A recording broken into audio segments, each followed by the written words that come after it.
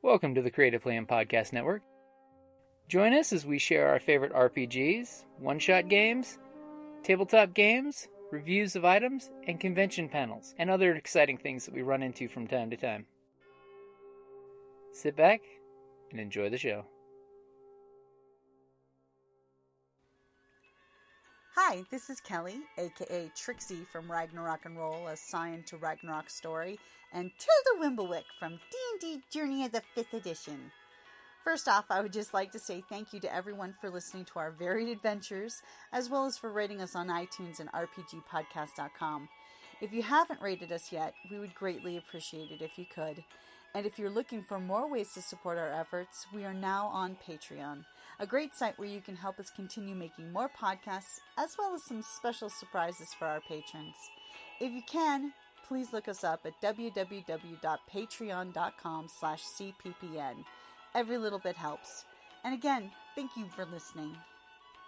Hey guys, Jim here from Creative Plan Podcast Network. I've got a special guest this week, a friend of ours, Jim from Crit Hit, a local gaming con in Arizona, and I wanted to make sure to share what he does and the convention with all of you guys, because hey, anytime you go to a gaming con, that's where you need to be going to game with your friends. Hey Jim. Hey, how's it going? Yeah, no, you definitely got to get together with friends and game. That's what it's all about. Oh, heck yeah. The social aspect is what makes gaming awesome. Don't get me wrong. Like, there's a time and a place to like do what I do, which is like sit around and obsessively read RPG books all day. But eventually you actually have to pick up some dice, and that's where cons come in, where they're great. So for the folks that haven't heard of Crit Hit, go ahead and give them a quick rundown. It's going to be the third year for the con, right? Yeah, hopefully this will be the third year. We're a crowd-funded convention, so I always say that we're community-funded. So we're up on Kickstarter right now, and this will be our third year. We started off as focused on RPGs, because I always felt that RPGs were never quite handled quite right at some of the other conventions in town, and that's kind of where my heart lies. I love board games. I'm a big board gamer. I play a lot of different kinds of board games, but in my heart of hearts, I love RPGs. And so I made this little event called Crit Hit, and we've steadily grown in the last 2-3 years. So we're going to be in Phoenix, July 13th, 14th, and 15th. This year is going to be a little bit different. We're expanding our board game section, so we're going to have even more board games than we had last year, because we do have some board games. We're going to have an expanded vendor hall, more panels, and then we're doing something a little bit different with our RPGs. We're going to have one hall, which I'm calling the Dragon Hall, and that's going to be primarily for D&D and some Pathfinder, and they're going to be kind of in their own section. And then everything else is going to be in living room suites. So there's going to be 13 suites with living rooms in them, and you're actually going to play, your RPGs in a living room setting at Crit Hit. So that's kind of what it's all about. That's awesome. I mean, I know at RingCon and Tucson this year, some of the best gaming experiences we had were in like the suites that had the living room.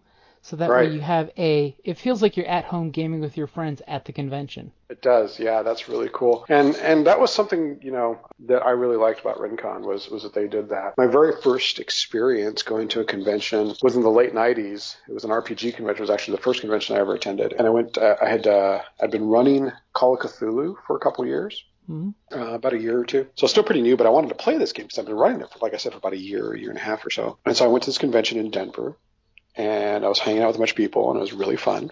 And he was like, okay, it's time for me to go to my Call of Cthulhu game. So I couldn't find it. So I'm asking people, I was like, hey, where is this? And they're like, oh, that's in a hotel suite. It's upstairs. And so I was like, okay, that's weird because I'd never done that before, right? And so I go wandering into this hotel and go up into, I was like, this is how people get killed in Call of Cthulhu. Like, this is, like, it's ironic that I'm going to go play Call of Cthulhu because this is exactly what happens when people get killed in these games that I run. But I opened the door and there was a den of nerds and we played Call of Cthulhu and it was amazing. It was the first and only time that I've ever played Call of Cthulhu because I've never managed to play it because I'm always running it. Yeah. So I've only played Call of Cthulhu once, and it was one of my favorite games for the longest time. And my first, like I said, my first con game experience was in a suite, and that always struck me, and it was always something that I had kind of wanted for Crit Hit, because my big thing with RPGs is that they generally are in a big room, and it's kind of noisy, and that works well for some games like your D&D and Pathfinder and things like that. They work well when you can sort of feed off of each other, and there's a vibe when you go in the room. But I'm kind of an indie RPG guy now, so I'm really about mood and setting and tone. and I'm naturally soft-spoken, so it's hard for me to run games in a convention because I have a voice that just doesn't carry very well. And like I can raise my voice, like I know how to do that, but whenever I like raise up the volume, it sounds like I'm angry, and I'm not, but that's just how my voice sounds. When I tend to like turn up the volume on it, people start to think that I'm pissed, and I'm really not. So running games at cons were kind of hard for me, so I wanted to do something where it was smaller and more intimate and a little bit quieter, and you can have that mood and stuff like that. And that's how Crit Hit started, and that naturally evolved to this year. I said I want to have everything that's not D&D and Pathfinder in these little living room suites. That's awesome. I mean, I just from a GM and convention basis, I understand exactly what you mean, because when you're playing, you're getting it's great to get the energy, but you're getting the bleed over of other games and things like that, and then all of a sudden you'll look over at a table and you don't want to say something to hush it down because their mood is blowing your group's mood, or all of a sudden you get really excited, the table stands up and cheers, and you realize, oops, sorry guys, we didn't mean to like disturb the whole room. Right, yeah. Like I said, that works sometimes, and like some of the things that we're trying to do for D&D is we're working on trying to get an epic going, nice. and in an epic setting, you want that, right? You want it big and boisterous and stuff like that. So, and there's some context where that works, but but like for a lot of the little small indie games that I like to run, that doesn't tend to work as well. So speaking of the indie games, what would you say personally for you is your top 3 indie games right now? Oh, prepared for this one. Oh my God, that's like the worst question to ask me in the world. All right. We can always go back to that one later. If you no. want. See, now I'm thinking, oh my God, I was not prepared for that one. All right, let's see. Top 3 right now, like today. Mm-hmm. Okay, if it was today, see, because I have like if it's the year, I got the year, but like if we're talking today, 7th Sea. Gotta love that one. Yep. Yes, 7th Sea is amazing. It's a huge influence on some of the projects that I'm working on, because I'm working on a second RPG that I've written, and 7th Sea is a big influence on that. So 7th Sea for sure. Let's see, what else is really high.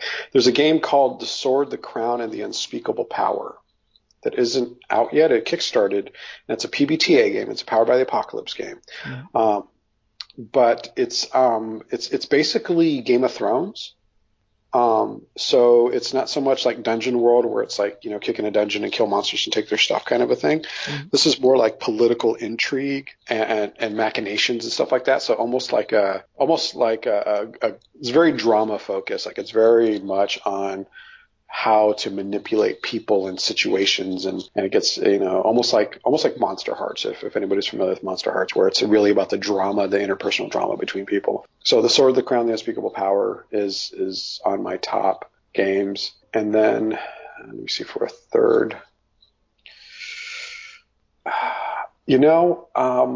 gonna have to say, and this is almost Cthulhu Dark is really high on my list right now. Cthulhu Dark is a very rules light Lovecraftian horror game. So it's made to sort of like I was reading online a couple years ago that people were playing Call of Cthulhu Adventures, but they were using the system called Cthulhu Dark. It's 2 pages of rule, and it's really streamlined, it's really quick, it's really easy, and it's really well done. As those 2 rules, like I said, it's got a pretty big following. He had the guy who wrote it had like a large Kickstarter. He put out this big, beautiful book, and I love the book. I read Cthulhu Dark, and I like it a lot. I don't love it, but I like it a lot. There was a couple things that I felt were missing from it, and then so Cthulhu Dark was such an inspiration to me that I actually took that and another game called Lasers and Feelings. So I'm kind of cheating because I'm going to give you 2 number 3s. Cthulhu Dark and Lasers and Feelings, and I basically took these 2 games and I just like squished them together and threw some duct tape on them with a couple of extra mechanics that I sort of like tacked on to the top of it, like in this weird golem-like Frankenstein thing that I created, and I created a game called Fear and Reason, which is basically a hack of Cthulhu Dark and Lasers and Feelings mixed together. But that all stemmed from me reading both Cthulhu Dark and Lasers and Feelings, and then I just got the Kickstarter for Cthulhu Dark, which is a beautiful book. So those are my top 3 right now. That's awesome. And as a GM, that's what we do, is we take what we love and leave some parts behind, and oh yeah. Anything that makes the game mechanics work for your story. Right, yeah, and they do, like, there's some games that, I read a lot of RPGs. I know a lot of indie RPGs, and that's kind of where my heart is, especially in the last, I don't know, like 5 years or so, 6 years. I've really been into heavy indie RPGs. But there's still some games that I like that are out there that I know that people love. And the best way I can explain them of like why I don't play those particular games is because I'm not good enough to play them. Like I'm not smart enough to really grok, so to speak, like what's happening in some of those games. Mm-hmm. And I feel like Cthulhu Dark is one of those games. Like I don't think I'm good enough. Like I think now because the Kickstarter book is out, and the Kickstarter book, the book that he put out for the Kickstarter for Cthulhu Dark is this big, beautiful book. It's like, it's like 200 pages. But there's like a good 15 pages of him just explaining how these mechanics, these really simple 2-page mechanics, how they should work. And then he goes on to explain how to write a Cthulhu story. And because that book, I think it's made me smarter. It's made me really understand kind of what was going on behind those 2 pages where I saw it before, and I was like, yeah, I don't quite get it, Mm-hmm. Because I think it was just kind of above my skill set as a GM to really understand how these, super heavy narrative games operate. And so it's kind of good that I read that before the Kickstarter when it was just simply 2 pages. Because if I had gotten the Kickstarter book, I would have never have hacked it. Because the Kickstarter book, explains everything so well, and it's so good, and it's so elegant, it's so simple that I wouldn't have hacked it to create my own game. So it's kind of a double-edged sword. But there's a certain set of games out there that are just kind of like I feel beyond me, and Cthulhu Dark was definitely one of them where I didn't get it, so I couldn't understand how to run it effectively and that kind of a thing. So yeah, that makes perfect sense. I mean, it's one of those, if it's you can run a game just spitballing because you're running a story, but it's when the mechanics, you don't feel comfortable. Right. And the mechanics are light, but yeah, it was one of those things. And so I just started hacking stuff and picking what I like and using what I like and what I didn't like and combining things together. And yeah, that's what GMs do. That's what we've always done. That's why it's called house rule. We come up with stuff and house rule it, and if it works for the story, that's great. If not, well, we can always change next time. Yeah, exactly. So for Crit Hit this year, do you guys have an overall theme for the convention? Yeah, so every year we try and have a theme. The first year was 7th Sea, because it was right after just that unbelievable Kickstarter that John Wick had. Yep. I think it's still the number 1 RPG Kickstarter of all time. Yeah, like 3 hours? It was not even that. He raised over $1 million. Yeah. Like $1.25 million or $1.5 million. It was just a ridiculous amount of money. Mm-hmm. And so I was like, well, let's have, and John is local, and I've known him for a couple of years through various circles up here in Phoenix. And so I asked him to be the guest of honor. So it was sort of 7th Sea. We had quite a few 7th Sea games. Last year, 2017, was the Savage Summer, and that was amazing. My go-to system for the longest time was Savage Worlds. And it still is. I still absolutely love Savage Worlds. And so I had Shane Hensley. I had Ron Blessing from down in Tucson. I had Sean Patrick Fannin up. I had a bunch of some of the heavy hitters from Pinnacle show up at Crit Hit, and there's just so much Savage Worlds love happening. I mean, we were so heavy on Savage Worlds games. We have all kinds of games at Crit Hit. We have D&D, Pathfinder. We have all kinds of indie games and OSR games. We have a really strong OSR thing happening, but there was just so much Savage going on. It was awesome, and I loved every minute of it. So that was last year. This year, I wanted to go. It's basically the theme is basically stuff that I like. Mm-hmm. Ultimately, Crit Hit is always this con that's what I would want to attend. And the ironic part is I don't get to enjoy anything that I create for these cons because I never get to do it. I'm so busy running them. But I create a con that basically is what would Jim like? And so the themes are part of it, right? Mm-hmm. So this year I really like OSR. I love the OSR. I go from I love super light 2-page narrative games that are super heavy story, right? Mm-hmm. And then I turn around and I'm I love Dungeon Crawl Classics, right? I love that kick down the door, kill the monsters, take their stuff kind of a thing. I love that old school aesthetic. I like the line art, the old school line art. Yeah. I like everything looking like a heavy metal cover, like an album cover. And so this year is Murder Hobos and Holiday.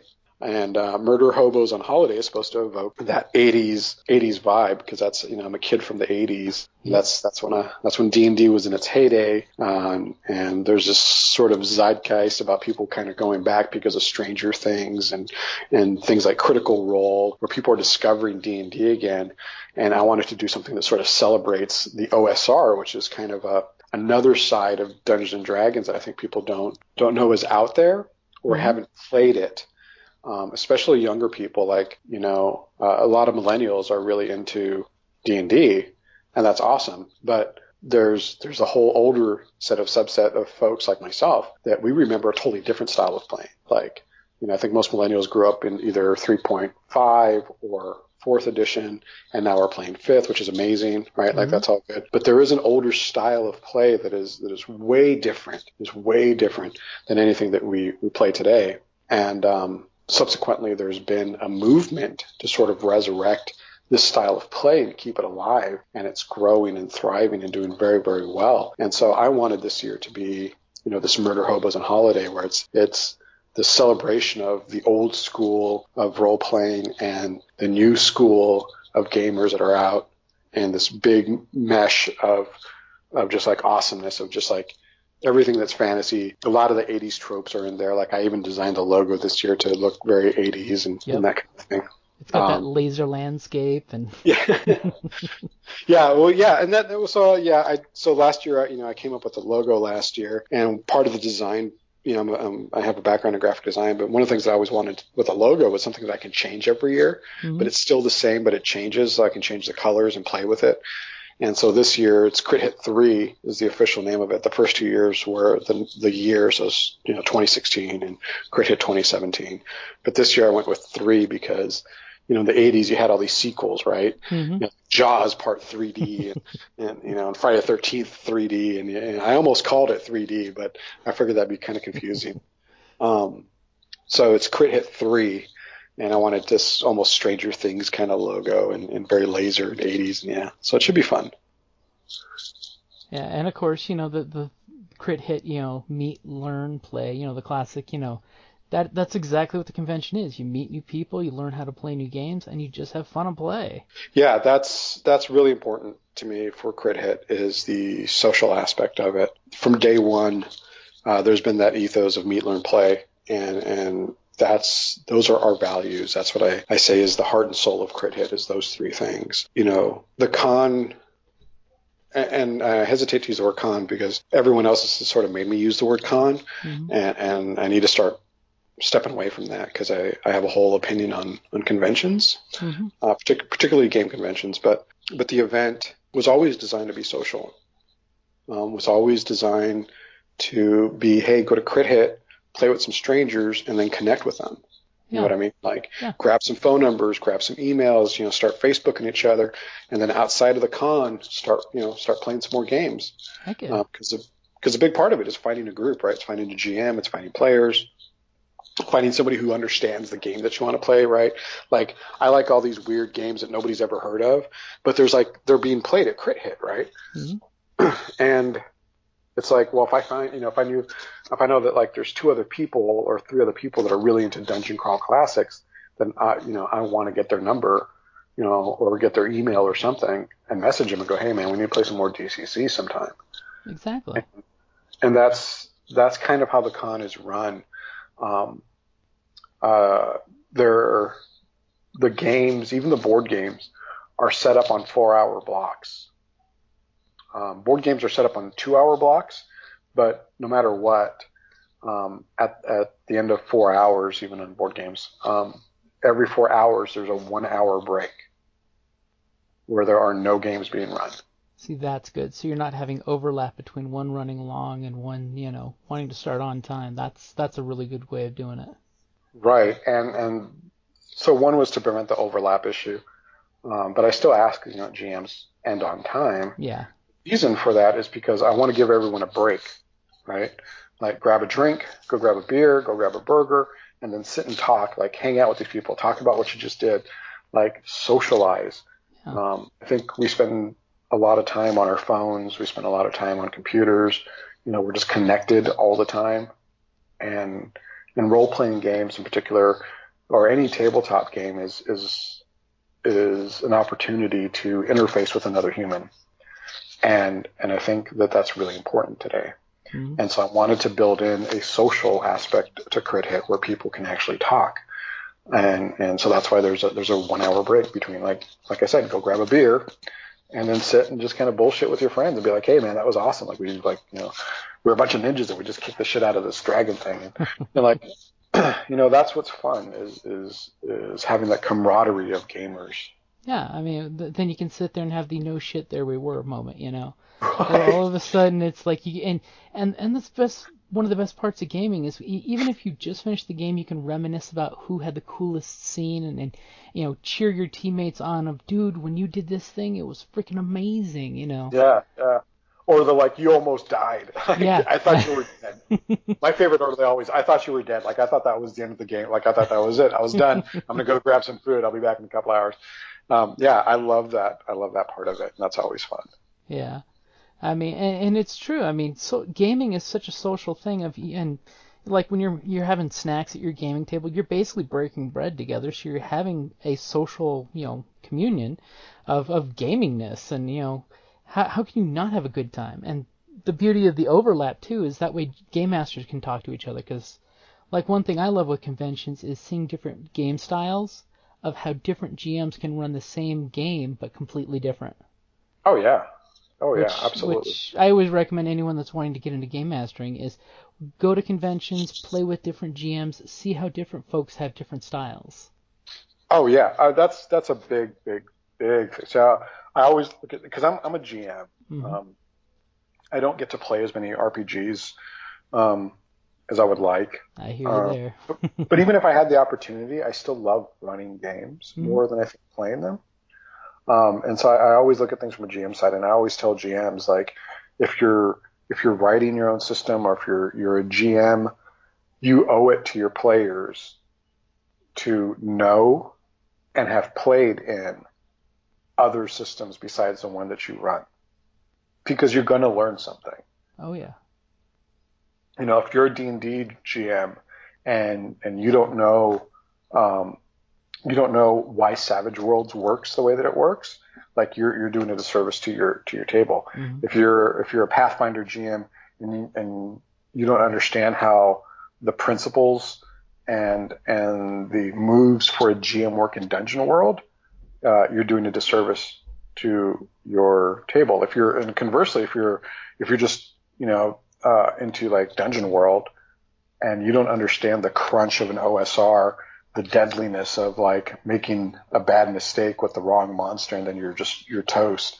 You're doing a disservice to your table. You owe it to your players to be a well-rounded GM and learn all these systems, and then do what GMs do, which is take what works to your table. And something like Crit Hit is a perfect opportunity to do that. Oh yeah. I mean that and as a GM you can always try something new too. Like for convention games it's great because you can do one shot, so you can go completely out there, try something completely new and see if it works, and if it doesn't, well, it's a convention game. Next game we'll try something different. Exactly. As long as you're upfront with your players in that case though. Right. Or sometimes you just try things, right? Like so I love Dungeon Crawl Classics. I mentioned that a couple times. But there's another game that like is becoming like my new OSR darling, and it's this game called Sharp Swords and Sinister Spells.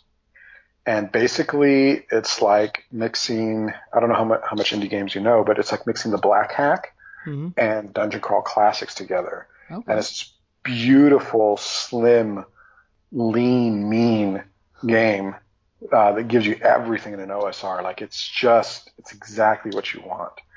And it's a beautiful, streamlined, just I love. It's so elegant. It's such an elegant system that I love it.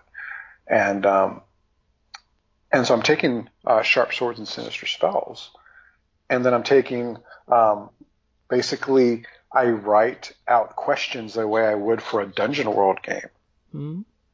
for an adventure. So in Dungeon World or in Powered by the Apocalypse, you don't so much write out like rooms 1 through 20 and then you fill the rooms with all this stuff. You basically come up with questions to ask the players, and you sort of build off of those answers and you tell a story together. That's sort of how story games work. Mm-hmm. Well, OSR is different. OSR is you have room 1 through 20, and then you stock the rooms with the stuff that's in there and the traps and all that other crap. But I'm taking an OSR system, sharp swords and sinister spells, and I'm writing adventures like the way I would for Dungeon World. So it's just a series of questions, and I'm using Dungeon World moves to spurn sort of, my reactions. And so I'm combining those two things as a GM. And I tell people, like, hey, this is not, I don't know what's in the room. I have no idea. We're going to find out together, though. Yeah, it's a shared storytelling discovery, Right, yeah. But the rules are OSR. It's a roll. It's roll a 20. You roll a d20, and you have a target number, and then you hit it, and you can crit, and you can crit fail, and something really bad can happen, or something really awesome. Like, it has all the swinginess of an OSR game, but I'm running it very narratively, using the principles of something like Dungeon World. And you can do that at a con. You can just be like, hey, we're going to do some crazy shit and see what happens. Yeah, and the nice thing too is like for GMs that are trying to write your own material, it's a great way of getting feedback too. I mean, oh, absolutely. Because that way you've got, it's not just your home game group and you're getting the same answers you do because it's, the way they naturally answer and filter things. These are random people off the street who are not vested in your game at all, and they're giving you honest answers. Right, yeah. And it is interesting when you play with new players for the first time how that can be so different. How it's like they can hit you from a different point of view that normally you're not used to receiving because you've conditioned yourself as a GM to, I know these 8 to 10 responses I get from my gaming group, Right, and that's important, especially if you're writing something that you want to publish. Like, so our director of RPGs this year is one of the hosts of Full Metal RPG podcast, Adam Sink. And Adam has an adventure he's writing, which he's already written. It's done. I think he's just kind of putting finishing touches on it. But he's run it at conventions. He ran it, this summer at Crit Hit, and he's still running it and still refining it. And it's such a brilliant module, such a brilliant adventure. And him playing it at cons and getting feedback from just different people with different perspectives and different levels of experience. Like, I don't mean experience points like the character-wise. I mean like the actual person playing. Mm-hmm. He's played with veteran RPG players who played for 20 years, and he's also ran it for Crystal, who's my partner, and Crystal hasn't really played hardly any RPGs. So she's pretty new to RPGs. She knows board games, but not so much role-playing games, and she played the adventure and loved it. So, doing cons or doing events or just, publicly playing these games is great for feedback, and it helps you, get your adventure where you need it to be and be nice and tight. And it's just fun because, it's conventions. Oh yeah, and Adam has it's not a secret. He has a game that's basically, it's called Ponies of Sin, and it's basically Hellraiser meets My Little Pony, where friendship is magic and magic is heresy, and it's exactly what it sounds like, and it's exactly as gruesome and like horrible as you think it could be. It's that, and it's just amazing. It's so great. So I've read through it. And I love it. I'm just imagining a little 40K Inquisition thrown in there too. There's a little bit of that in there, yeah. Because they're the guys. If you're not listening to Full Metal RPG, it's another great local Arizona podcast on games. And those guys are like, they're deep into 40K. Like they have addiction problems with plastic. Like, I love them. That's one that I only got into the reading of the RPG books and the. Right. Never got into the tabletop aspect because my wallet couldn't afford that and my RPG habit. Yeah, and I suck at painting things. Like, I don't have time to sit and paint stuff, so that's what's kind of kept me out of it. But they're slowly winding me. Like, so the other host is Brendan Carrion, and so I love these guys, but they're fucking assholes. Like, that's just, there's no way around that. But they're lovable. That's the important part. They're lovable, yeah, but they're still assholes. Because I'll tell you, I'll give you an example. It's my birthday, and Brendan comes over, and he's like, "Hey, happy birthday, man!" And he hands me this package. So I'm like, "You fucking dick." he hands me a pack because I had mentioned that I wanted to play because Blood Bowl had just come out, and so I was like, oh, I want to play Blood Bowl, but and he's like, oh, what did you play? I was like, oh, I like Skavens because I played this game back in the day called Mordheim, and I really like the Skavens. It's little rat guys, and they're pretty cool. And he's like, yeah, that's cool. So for my birthday, he gives me a squad of Skaven Blood Bowl guys. I'm like, oh, you son of a bitch. Like, you know exactly what you just did because you give me the Skaven. So now I went out and dumped money into a fucking Blood Bowl game. So now I have Blood. So slowly I'm getting into the miniatures part of it. I like skirmish games. I love skirmish games. And I think and that's how you get me is like 40K and these big armies don't appeal to me. But you give me a nice, tight skirmish game with 10 minis. Oh, yeah. And, that's so delicious. It's so sweet. And I love that. And so now there's more and more of these games coming out. Which is great. Speaking of which, I have a skirmish game that's coming out. I forgot all about that shit. I have a skirmish game that's going to be coming out to Crit Hit from LA. It's called Wild in the Streets. And it's a street skirmish game between street gangs. But the street gangs are all like punks and goths and stuff. Sort of like a Warriors kind of thing? Yeah, it's very much a Warriors kind of thing. Like, there's these little goth girls in ballerina skirts and big boots, and they have knives. And then there's all these gutter punks with mohawks and shit, and I'm and that's how I grew up. I grew up in Hollywood, around all this stuff. So I saw that, and I was like, oh, that's me. I want to play that. So they're coming out to Crit Hit is a skirmish game called Wild in the Streets. So that's cool. A thing. Yeah. I could just see some of my friends who love doing miniatures having a blast painting those. Oh yeah, they're great minis. That's freaking awesome. I have to look that one up. Yeah, it's a small game, Wild in the Streets, and it's so much fun. I've played it. I got to play it. Brendan has it, and we spent an afternoon playing it. It was just a lot of fun. So, is there going to be any big special guests this year coming out that you can actually slip out and tell us about, or is it still close to the vest? It's a little close to the vest. So there's a whole strategy to the Kickstarter because we're crowdfunded. So first is kind of hey, we're out there, and so this week I'm really concentrating on the board game aspect because I think most people don't think of Crit Hit. They don't think of board games, but Crit Hit definitely has a plan for board games. And so this next week or so is going to be really talking about the narrative of the plan of board games, and then I'm also going to start talking about some of our guests. They're a couple of them are not 100% final, but I will give you one is Zach Glazer. And Zach Glazer works for Frog God Games, and they do a lot of stuff for the OSR. And he's going to be coming out, and he's a brilliant writer, and he develops a lot of the product for Frog God Games.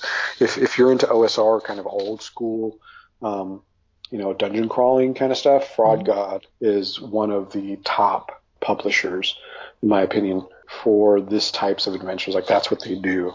You got Goodman Games who does Dungeon Crawl Classics. Their modules are top notch. And then, but they're made for Dungeon Crawl Classics, which is a separate system. It's not quite OSR. Yeah. But if you're just going straight OSR, you're playing, Labyrinth Lord or Swords and Wizardry or Black Hack or something like that, Frog God Games is definitely the top tier of publishers out right now doing just really incredible stuff. And so Zach's coming out for sure. That's cool. There's another guest who, so far everything is saying yes. I'm hesitant to say who it is, but let's see, what kind of hints can I drop?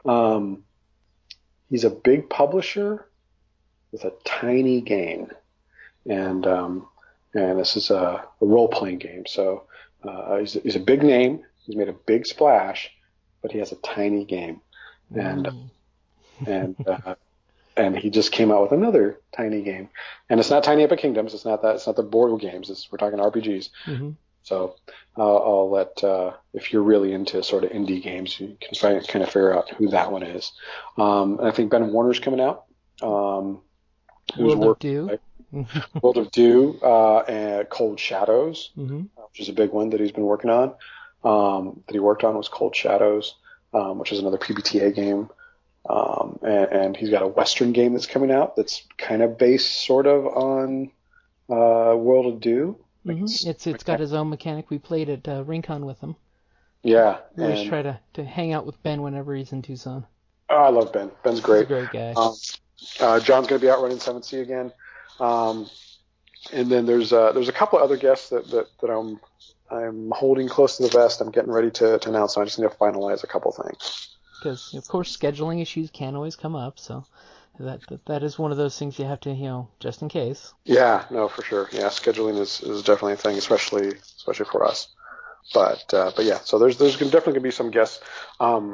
This year there's not going to be quite as many guests. We're going to have a good amount of guests, but I'm really focusing on the play experience for Crit Hit.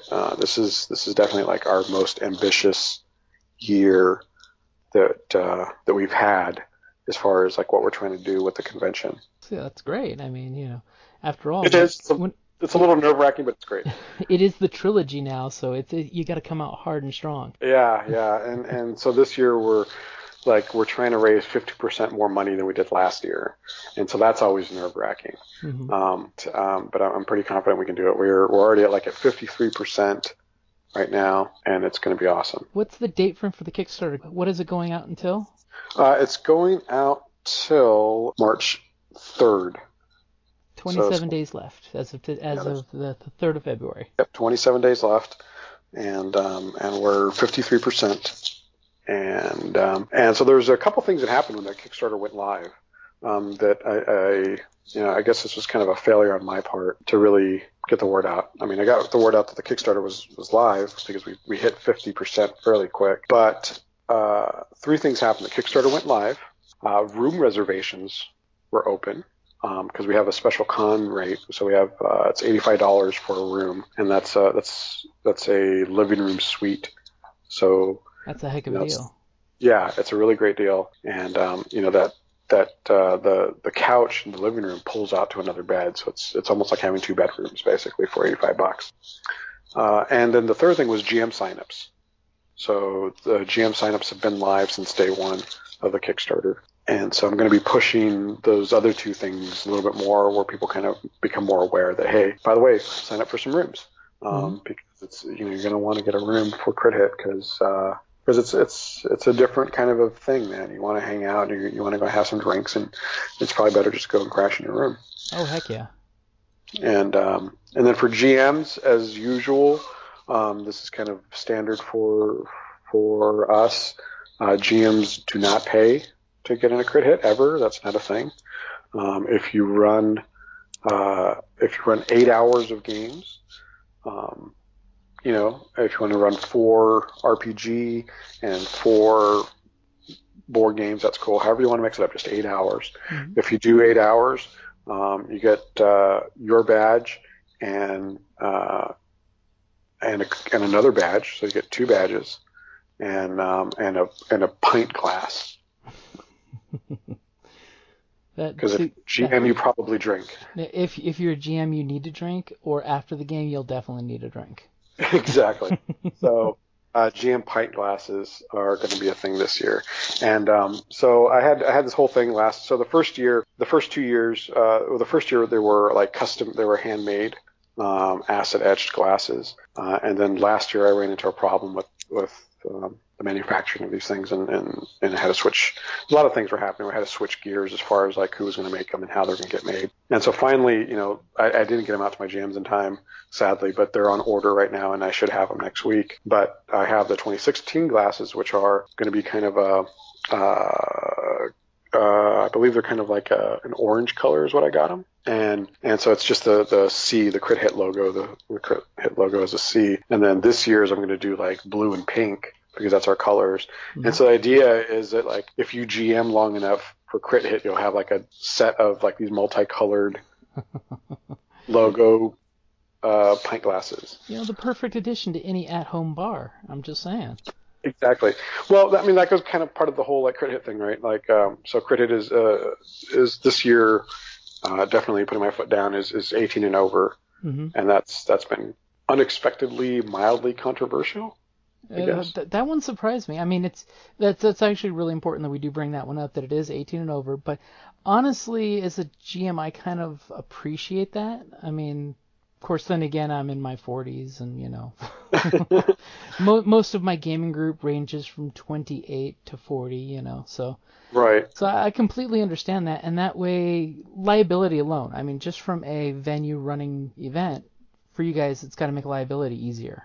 It does. It does make liability easier. And Crit Hit, from its inception, from day one, when I first started talking about doing this, was supposed to be a getaway. Mm-hmm.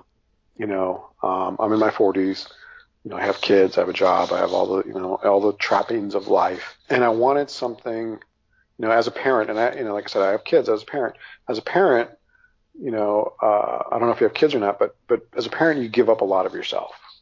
Mm-hmm. That's just sort of your duty, right? You have a duty to your kids. And so you give up, time, you give up money, you give up a lot of things, for your kids, to provide for them and to help them grow and to nurture them and all that stuff. I wanted Crit Hit to be sort of a little break, a little chance to sort of get back and into that space where, a lot of us got into gaming when we were young, and I wanted Crit Hit to be an opportunity to sort of reach back and have fun like we did when we were kids, and really reach back into that deep part of us that really, just fell in love with, playing, make-believe, which is, that's what games are essentially, is playing make-believe. And so I wanted something, like that. The first year for Crit Hit, it was 13 and over. Last year was supposed to be 18 and over, but I messed up the Kickstarter. And so I didn't put it in there. And then like late last, when I had the game schedule up, people were like, how come all the games say 18 and over? I was like, because it said 18 and over in the Kickstarter. And they're like, no, it didn't. I was like, yeah, it did. I put it in there. And then I went and looked, and sure enough, I didn't save. So there were some kids last year. And that was exactly the wrong direction that I wanted. I never wanted something where there was a bunch of kids running around, just because, again, I wanted something that was kind of a break for adults. Yeah. And games tend to get a little rowdy, and language tends to get colorful. Mm-hmm. And I think, the way I looked at it is every other convention for almost any kind of genre is kid friendly. Mm-hmm.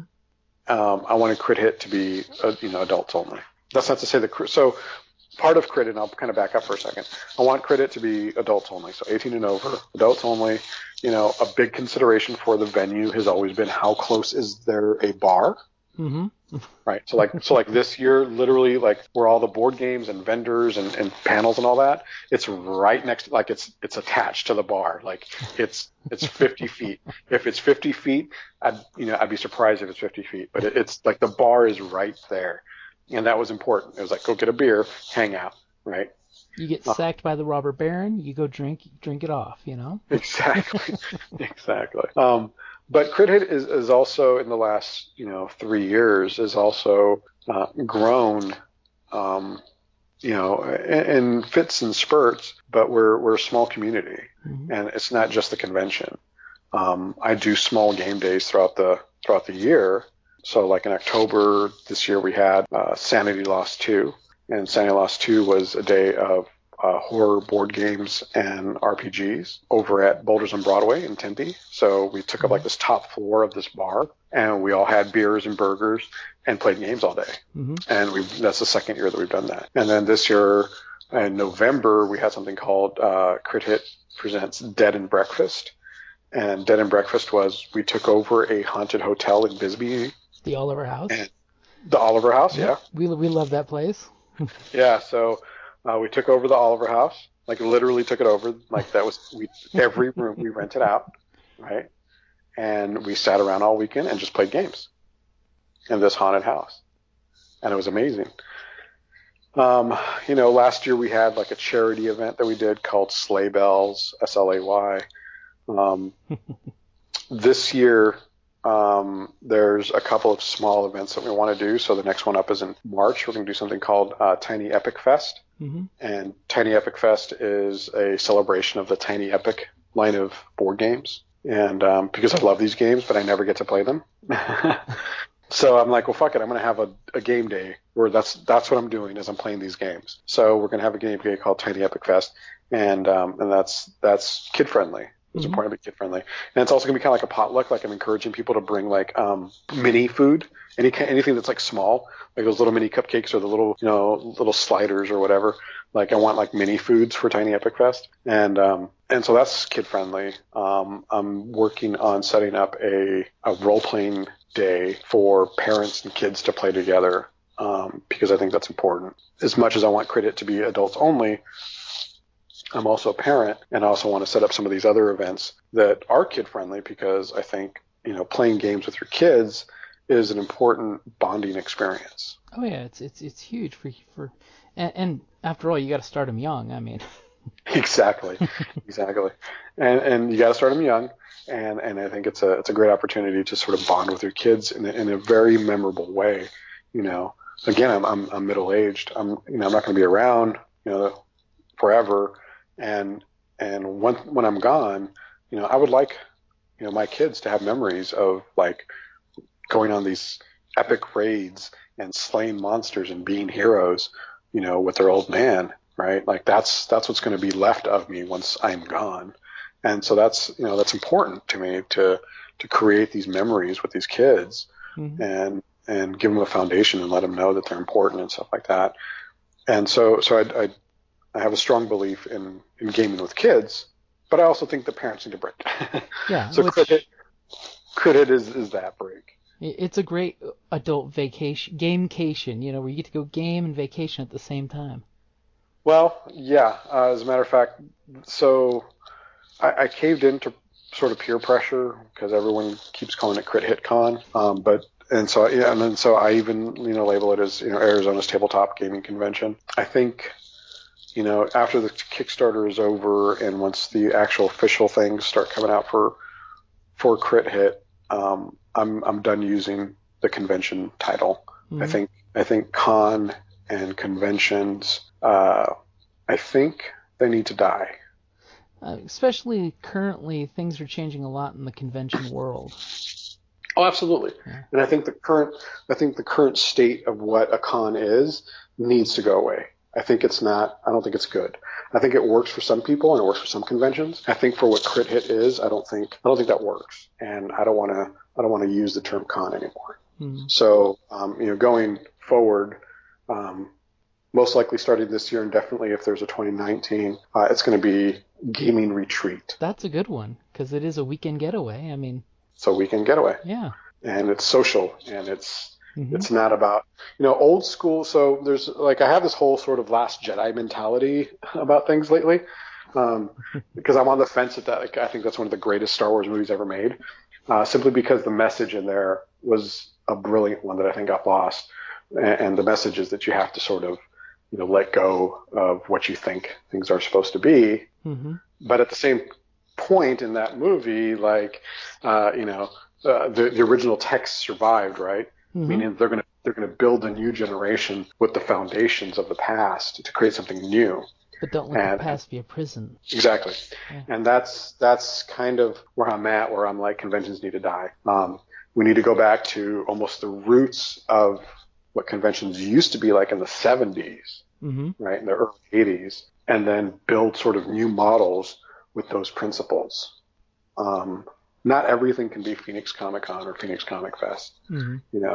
Not everything can be these big, giant, conventions. And that's great. Like they're great things for what they are. But I think the idea was, and everyone else wanted to emulate that and be that. And I think even Crit Hit to a certain extent, I begrudgingly added things to try and make it sort of that same experience because people expect that.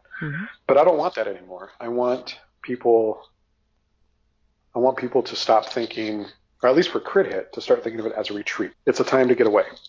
It's your little vacation for 2 or 3 days. And that's part of the reason why it's 18 and over, and it's part of the reason why, I'm going to stop using the term convention. Yeah. I mean, it's true. My favorite conventions that we go to aren't really your typical Phoenix Comic-Con, San Diego Comic-Con. It's the smaller, more, unique field cons, where it's not really convention. It's a bunch of people for this one theme getting together and doing their thing. You guys plus RingCon, Wild West Con. I mean, it's the themes that it's not just a convention going out to be like every other major city's got one of these conventions. It's a gathering that's got the word contact onto it, but it's not really the math of a con, the metric. Yeah, exactly. I think the term has just sort of survived over time, and sometimes you can't get rid of it. Like RinCon can't get rid of RinCon because that's the name, right? Mm-hmm. But RinCon's a perfect example. It feels less like a convention and more like a social getaway. Gathering. Yeah. A social gathering. Yeah. I mean, hell, I was in the bar drinking, talking with, a bunch of people and that's cool. Like that's, it's not packed. It's very chill and you're having a good time and relaxing. And that's really what it's about. You can be walking down a hallway, then all of a sudden somebody pops out and says, "Hey, I got 2 seats open for this game. Do you want to play?" I'm like, "Yep, I sure do." And why, yes, I have free time. Let's go. Have dice, we'll travel. Especially with like board games, right? So, I'll kind of pimp a little bit about the crit hit mentality for board games. Most board games that are held at conventions, most board games are essentially, here's a library, and here's some scheduled games, and here's some tournaments of stuff that there's always tournaments of. Mm-hmm. And that's kind of the model for most conventions, and I think it works for some people. There's no reason for me to do that, though. So, the spirit of Crit Hit really is sort of indie games. Like we love our Dungeons and Dragons and we love our Pathfinder, but a third or maybe more than a third of our games are indie games, right? And that says a lot. So I wanted board games this year to reflect sort of the ethos of Crit Hit, which is indie games. So for our board games, we're going to have a heavy selection of indie games. So indie board games, like all these weird little board games pop up on Kickstarter that are really cool. Like that's kind of what our bread and butter is going to be. Mm-hmm. The other part of it is, let's see, how can I say this diplomatically? I think board gaming in conventions works, and it obviously works because people like it and they continue to do it. But I think there's definitely a segment that is neglected. And board gaming in conventions usually falls, in my opinion, on 2 things. Your Euro gamers, right? So pushing a bunch of like, wooden cubes around trying to collect victory points. Mm-hmm. And your kind of like your old standbys, like Ticket to Ride, right? It's sort of like these games that everyone plays. Like there's always Ticket to Ride. There's always, I'm trying to think of another one. It seems like Ticket to Ride is always the one that I see everywhere, but it's like Ticket to Ride and you might have like a Lords of Waterdeep or something along those lines. And it's sort of these games that everyone sort of plays, right? Mm-hmm. The things that get lost though, I think sometimes are what I call adventure board games or dungeon in a box games. Mm-hmm. So I like Ameritrash games. Don't get me wrong, I love me some Euro games. Like I have Euro games, and most people don't know that about me. But like if you go to my collection, I have some pretty good Euro games where it's just cubes and you're pushing them around and you're just burning your brain, right? Mm-hmm. But I also love me some Ameritrash, and so Ameritrash games are usually defined as like heavy theme, right? Yeah. Heavily themed games, and so I love those games. I love games with lots of theme. Arkham Horror is like one of my favorite games, right? Mm-hmm. Eldritch Horror and stuff like that. Yeah, Elder Sign, I love that one. Elder Sign's a great game too. Yeah, it's a great little dice game. So Crit Hit is going to actually embrace that part of it. The part that everybody else sort of ignores for the big competition games and the Euro games is I'm going to embrace this sort of dungeon in a box and adventure game. So any game where you have like a character sheet, that's going to be kind of our jam. So we're talking like the D&D board games. We're talking Descent. We're talking Gloomhaven. We're talking, any of these games, Mice and Mystics. Mm-hmm. Any of these games where you have a character sheet and you're going on an adventure and telling a story through a board game. That's going to be kind of what we're going to be focusing on, as well as indie games. And that's great because that lets people try before they commit to buying. Because a lot of those games, they do have a little bit of a high price tag, but they're so worth it. Trust me, Yeah. with the quality you get, it's so worth it. But a lot of folks are hesitant to buy it just from seeing it online and things. Now they can actually play with it, get into the game, see what a good time it is, and the fact that literally, most of those are a great example of if, like, say your game group doesn't all make it. You bust out that Right. box, you can have a one-night shot with this game and have a blast playing it. Right. No, especially stuff like D&D, right? Yeah. D&D board games. Yeah. So here's what we're going to do with D&D is I'm going to give you one better. So the D&D board games typically have a campaign attached to them. It's about 12 games, Mm-hmm. right? And if you've ever played any of these D&D board games, you know that one adventure, one scenario, if you will, of the campaign, if you know what you're doing, you can play it in about an hour. Mm-hmm. Sometimes a little less. So what we're going to do at Crit Hit is we're going to take some of these games, like a D&D board game where I'm working on it with one of my friends. We're taking the campaign, which is like 12 scenarios, and we're going to cut it down to 8.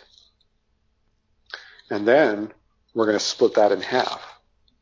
So Saturday, in one RPG block of 4 hours, you can sit and play D&D as a block for 4 hours, and it's the first half of a campaign. And then Sunday you come back, and there's another block of 4 hours, which is the last half of the game. So you can play an entire campaign. You can play the entire box set in one weekend. That's a great way of doing it. And that way, in case people coming and going, you can, if you're committed, you can sit through and go through the entire thing, which is great. Right, and you don't have to do it all at once. It's like Saturday I'm going to play D&D 5th edition, on Saturday, and then after that I'm going to play a D&D board game, and then at night I'm going to maybe play another game. I'll play Call of Cthulhu or something like that, right? Mm-hmm. And then Sunday I'm going to do the same thing. I'm going to play some Dungeon Crawl Classics in the morning. In the afternoon I'm going to finish that D&D campaign, right? So that's the whole idea, is that you can play through an entire campaign in a weekend.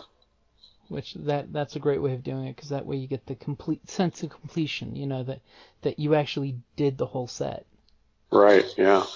And then even at night, and I'll kind of segue into like some of the night stuff about Crit Hit, because I know we're getting short on time. At night, Crit Hit also, last year, we had the guys from Crazy Making 'em Ups come out. And Crazy Make 'em Ups is this cool party game that if you're drinking, it's better. You want to drink while you play this game. I'm not saying that gamers are alcoholics, but I'm saying that beer is fun. And so Crazy Make 'em Ups is basically like this really crazy drinking game. It's a mix of I can't even describe it. You have to just do weird stuff with objects, and it's like part charades, and it's crazy. And it's a lot of fun, and they had a blast last year, so this year they're going to do it again. So at the end of the night, before that last block of games, there's going to be Crazy Make 'em Ups. Then if you don't want to play the last block of games, that's cool, because we're going to do like what we did last year. Last year we had something called Roll and Lol, which was a full-blown comedy show at the end of the night. Because, of course, that's another thing, too, is the convention's got more than just games. I mean, you do have the vendor hall. The vendor hall. Which is great, because that way you can find some of the indie games for sale from their vendors. Exactly. Which there's nothing more fun than playing with the GM, and he can say, the book is available downstairs. Go get it. Exactly. And so we're gonna have the big comedy show. That's part of our track of panels. So Saturday night's we're gonna have a big comedy show. Like I said, we're gonna have panels. You mentioned the vendor hall. I'm doing something a little bit different for my vendor hall and my panels. Mm-hmm. Vendor hall and panels are free to attend. See, that's cool. Yeah. So even if you don't want to play a game, but you want to go and pick up some stuff, or you just want to go socialize, or you just want to sit down on the panel, come sit in on the panel. It's free. It's still 18 and over. If you're under 18, you have to be with an adult for that. But that come shop. Come shop, come have a drink with us. You know what I mean? Watch a panel, hang out. There's going to be podcasters there. Hopefully you're going to be doing like a podcast there. I don't know. We haven't talked about that, but bring your shit down, record a podcast. I'm encouraging podcasters to have a game ready to play, so you can play with your fans. That can be fun. Right? Yeah. Yeah. If I listen to your podcast, I want to go play with you. You know Heck what I mean? Yeah. Be cool. And so do all that, come down, and that's free. You don't have to spend a dime for any of that. But my hope is that like you get excited and you're like, hey, I'm going to go buy a day pass. Mm-hmm. So the day after the Kickstarter ends, we fund through Kickstarter. We need everyone to contribute to the Kickstarter. We definitely need that. But the day after Kickstarter ends, ticket sales are going to go up. Mm-hmm. And we're going to have tickets at the door too. So, hopefully if you come down to do some shopping or watch a panel, you get excited and you want to play a game, cool. We'll have tickets for you and come join us. Yeah, and definitely check out the Kickstarter because there is, every year you guys give great swag. I mean, that's one of the cool things with you guys is like the dice. You are doing the dice again this year, right? We're doing the dice again this year. They're probably going to be pink, is what I'm looking at, pink and black, because I like playing with people's expectations of things. And our main color is pink and blue. We're not doing bags this year because I did 2 years of messenger bags, and I don't think I'm going to do bags this year. But what I am doing is what I'm calling the Crit Canteen, which is a steel water bottle. So that should be pretty cool. And then everyone who pledges on the Kickstarter is going to get a document holder, like basically like something to carry your character sheets in. Mm-hmm. Little plastic folder with a Crit Hit logo on it. Which is great for keeping all your game stuff nice and in one place. Yeah, so that's some of the swag. And then part of the perks of pledging to the Kickstarter is when signups, so all the signups are going to be online, Kickstarters are going to have first dibs at all the games to sign up. That's a great way for rewarding patrons. Exactly. So you're kind of like a VIP, right? So you're going to be... and the same thing like for the panels, there's going to be like the first row of chairs is going to be for backers. And then the first people who get to sign up for games, when I open up the games, it's going to open to the Kickstarters. If you're a Kickstarter, you'll be able to access the online registration. And then that you'll have I haven't decided how many days, if it's going to be 10 days or 7 days. But it's going to be between 7 and 10 days. I still have to work out the logistics with the software and the dates for everything. Mm-hmm. But it's going to be between 7 and 10 days where you're going to have a window before the general public does to sign up for games. That's a great way of scratching their back of the hey, quick, sign up. Yeah, exactly. It's $45 for 3 days, which is Friday, Saturday, Sunday. That's a great price. I mean, that's as price points go, that's an amazing price for getting into any major event. Right, and I wanted to keep it low, and I think for what you get is for a Kickstarter, it's not only the 3 days, but you get the dice and the little document holder too. Mm-hmm. So that's and a week's lead time on signing up for games. Yeah, so that way you won't get left behind. Exactly. Because after all, that's the hardest part is the day they unlock the games, everybody signs up. Yeah, and you'll be competing with everyone else, but you're on the same level as everyone else who backed. So, and I'll let people know, like, hey, games are going to open up, in 3 days, 2 days. I'll do a countdown, so that way everyone's prepared. Good old call to action. Exactly. And hey, the way I always look at it with our friends with conventions and stuff, if the game you wanted to play is full, maybe you should run one too. Exactly. We're always looking for GMs, and we're going to do, I'm going to borrow a page from Rincon. So from the first year, people kept telling me to do this. One of my buddies, Jonathan, I'll give him the credit. From day one, he told me when I was even planning credit, still in the planning stages of it, like 3 years ago, he said, you need to do basically a roundup the way that they do at Rincon and at what do you call it? The muster station? The musters, yeah. You need to do a muster. And I was like, I don't know if that works. And I was hemming and hawing it. And so this year we're going to do a muster because I went to Rincon and I saw it in action. I was like, oh my God, this is brilliant. Mm-hmm. It is brilliant. Yeah, we've gone to Rincon every year except for the year it didn't happen. And my friend Ron, he's heading the muster station last year, and it was flawless. I mean, it was you show up, you get in line. Like last year, great little story is we were signed up to play 7 Seas. Mm-hmm. Unfortunately, the GM was sick at home. He didn't make it out to the con. John goes walking by because he had a little booth where he's selling his near the muster station, and he's like, "You guys are here for 7 Seas? Let's go to my room." And he literally rounded us all up, took us to the room, and we just came up with an ad hoc game right then and there in his room. Yep. It's like, how amazing is that? Just because he heard from the muster station that person running his game didn't show up, and let's go play a game. And Well, it's that, and it's also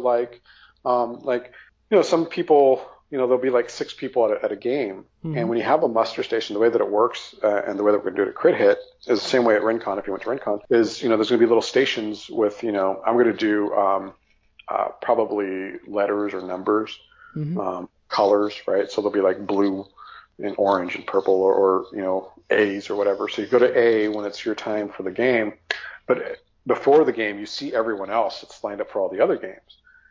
And if I'm in a game that has 6 people and I see another game that only has like 2, me personally, I'll go to the game that has 2 because I like smaller groups. Yeah, exactly, because you know that your GM's got enough group, so you can jump over and jump into something smaller. Exactly. And I've had people tell me the exact opposite. Where if they see that like there's 5 and there's an opening for one more, they'll jump in that one because they like those big games. And that's cool. Like a muster system allows you to do that. Now you still pre-register for those things, so you're guaranteed a spot if you pre-register. But that muster system lets you manage people so much easier. And so that's what we're going to go with this year. And anything that makes running the con easier is better for everyone. It really is. Exactly. It's all about the experience. Crit Hit is 100% about having the best game experience and really pushing what it means to go to these types of events. Mm-hmm. So Jim, one thing I just got to ask you. If somebody at Crit Hit sees you at the bar and walks up with their GM mug and offers to buy you a drink, what is your drink of choice?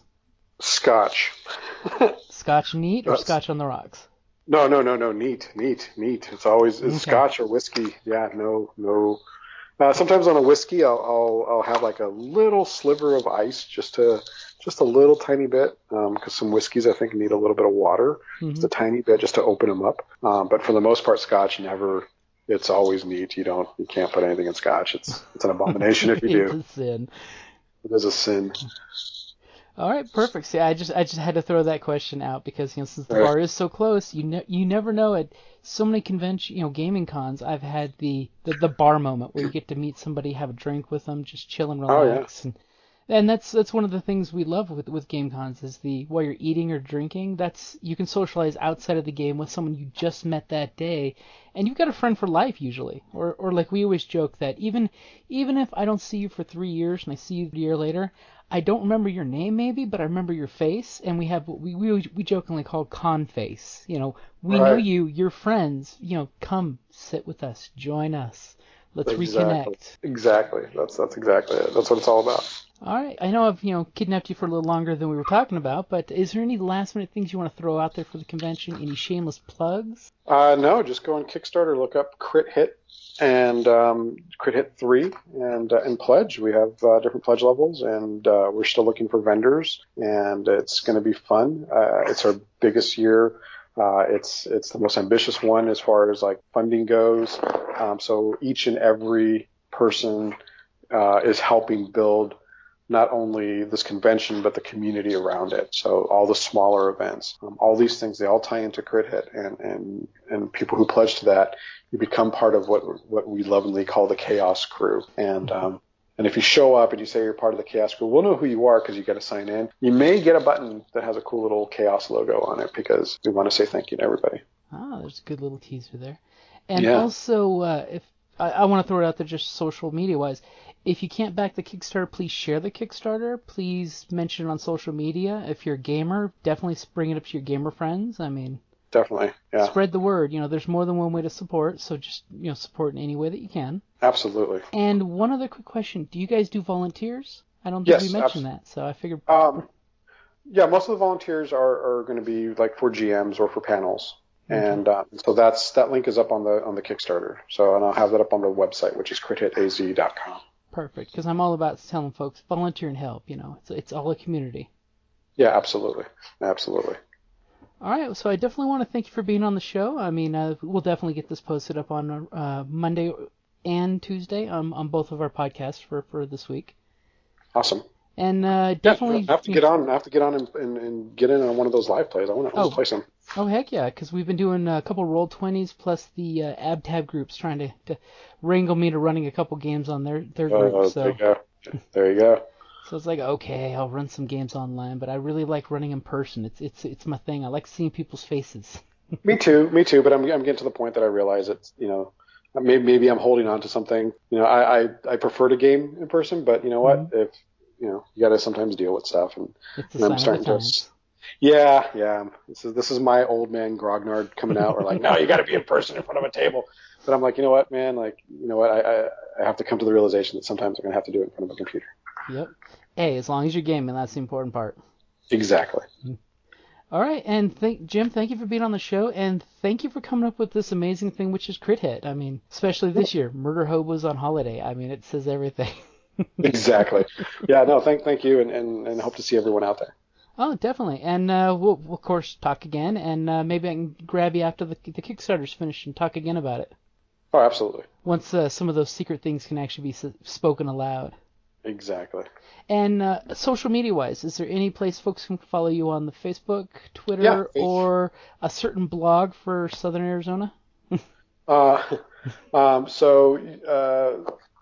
there's definitely your blog, the one that, if you know this podcast, you know where to go for this kind of stuff. But on Facebook, we're Crit Hit AZ, and also on Instagram. I'm trying to get better about Instagram, Crit Hit AZ on there as well, and then our website is crithitaz.com. And then just look us up on Kickstarter, also Crit Hit. Yeah, the exact title is Crit Hit! 3 Arizona's Tabletop Gaming Convention. Exactly. So definitely check it out and start joining conversation on the comments. Absolutely. See you guys then. All right. Talk to you later, Jim. All right. Thanks, man.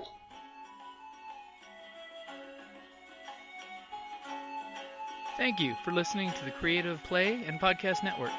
And feel free to enjoy our other shows, such as D&D Journey of the 5th Edition, and Scion Ragnarok and Roll, a Scion hero to Ragnarok story. Thank you for listening.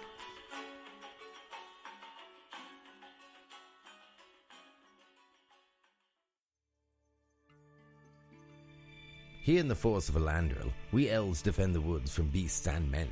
I myself have helped drive off goblin raiders, slain a giant spider, and composed an elven symphony for the Blood Moon Harvest Festival, and that was before lunch. So when I'm not sliding down the trunk of a barbarian elephant beast after killing it and its occupants with only my dagger and a few arrows, I look forward to coming home to a Dungeon Crate. Dungeon Crate is a monthly subscription box service crafted specifically for RPG and tabletop gamers. Miniatures, dice, tokens, coins, maps, modules, terrain pieces, handmade items, RPG jewelry, and more are yours for only a few gold per month. You even get a digital crate along with a physical one as an added bonus. As an elf, I appreciate quality craftsmanship, and Dungeon Crate delivers, even if it's put together by humans. Sir, sentries have discovered several dwarves and a wizard trespassing in our woods. I was wondering what that smell was. DungeonCrate.com. Are you ready? Let the adventure begin.